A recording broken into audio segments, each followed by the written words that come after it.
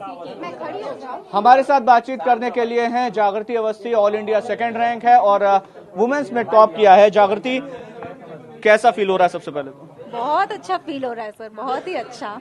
कितनी मेहनत की, कितना वक्त दिया पढ़ाई को?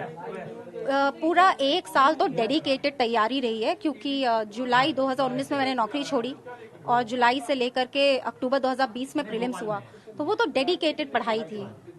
तो पूरा मेरा फोकस ये था। कितने घंटे का ये पूरा स्टडी का टाइम था आपका?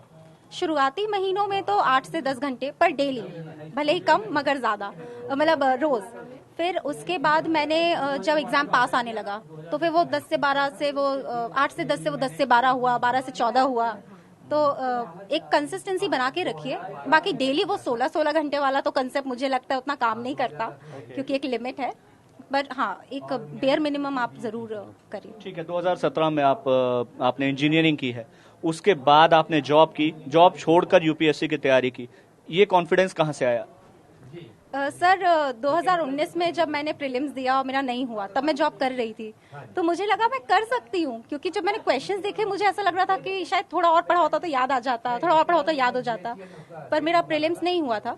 फिर मुझे लगा कि मुझे नौकरी छोड़ने की जरूरत है। मेरे भाई ने मेरे को बहुत मोटिवेट किया कि अपने ड्रीम्स को फॉलो करो, and if you believe in yourself please leave it and prepare. कहाँ जॉब की आपने? मैं BHEL भोपाल में इंजीनियर थी। जी सर। तो आपने उसके लिए एग्जाम्स वगैरह भी दिए होंगे? गेट मैंने दिया था 2017 में, मेरी 51वीं रैंक थी उस समय। ठीक है। अभी कॉन्फिडेंस आया है, किस इशू पर ज्यादा फोकस रहेगा आपका? आप किस सेक्टर में काम करना चाहती हैं? मैं तो रूरल डेवलपमेंट में काम करना चाहूँगी।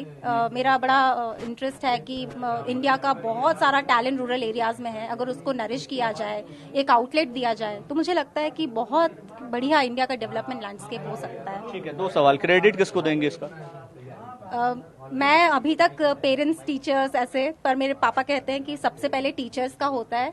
उन्होंने मुझे बनाया जो मैं आज हूँ। तो my teachers, my parents for unconditionally supporting me, my entire family. लोग कहते हैं रिलेटिव्स प्रेशर डालते हैं, मेरे रिलेटिव्स बहुत कोऑपरेटिव हैं। और then my brother, he has been a constant support, चाहे वो पेपर्स करेक्ट करना, MCQs वगैरह, या जब मैं डीमोटिवेटेड हूँ तब मुझे मोटिवेट करना। I think all of them. Last सवाल कि अभी हम देख रहे हैं आम चर्चाओं में IAS IPS ब्यूरोक्रेट्स को लेकर के बहुत सारी बयानबाजी होती है। पॉलिटिकल, मैं किसी का नाम नहीं लूंगा, पॉलिटिकल बयानबाजी भी होती है, पब्लिक भी बहुत सारी बातें कहती हैं। वो कौन सी चीज है ब्यूरोक्रेसी को लेकर जो आप चेंज करना चाहती हैं? सर या उसमें आप चाहती हैं कि इस तरह से इसमें बदलाव लाया जा सकता है, इमेज जिससे बदल सके? सर वैसे तो इंडियन ब्यूरोक्रेसी काफ़ी कॉम्पिटेंट है, इतने सालों से पब्लिक सर्विस डिलीवरी करने में लगी हुई है। लेकिन हाँ, कुछ इश्यूज हैं। मैं चाहूंगी कि और रीच हो जाए। मतलब मैं ऐसा चाहती हूँ कि कोई आम आदमी आ करके ऑफिसर को ये क्वेश्चन कर सके कि why have you not done this correctly for me. So that kind of accountability I would want. Accountability बढ़ाई जानी चाहिए। बिल्कुल, मतलब मैं तो चाहूंगी कि मैं एक बहुत ही अकाउंटेबल ऑफिसर की तरह सामने आऊँ। वुमेन एम्पावरमेंट को लेकर? सर वुमेन एम्पावरमेंट तो बहुत जरूरी है। डेवलपमेंट का एक पैमाना ही है वुमेन का एम्पावरमेंट। तो मुझे लगता है जितना इंडिया डेवलप करे उतना ही उसके लिए जरूरी है कि वुमेन भी एम्पावर्ड हों। बहुत शुक्रिया बात करने के लिए। तो जागृति हमारे साथ बात कर रही थी। जागृति ने ऑल इंडिया दूसरी रैंक हासिल की है, वुमेन सेक्टर में फर्स्ट रैंक हासिल की है। उम्मीद यही की जा रही है कि आगे आने वाले दिनों में और बेहतर महिलाओं के इश्यूज पर काम करेंगे और रूरल डेवलपमेंट पर काम करेंगे। कैमरा मुकेश के साथ मकरंकारी, TV9 भारतवर्ष, भोपाल।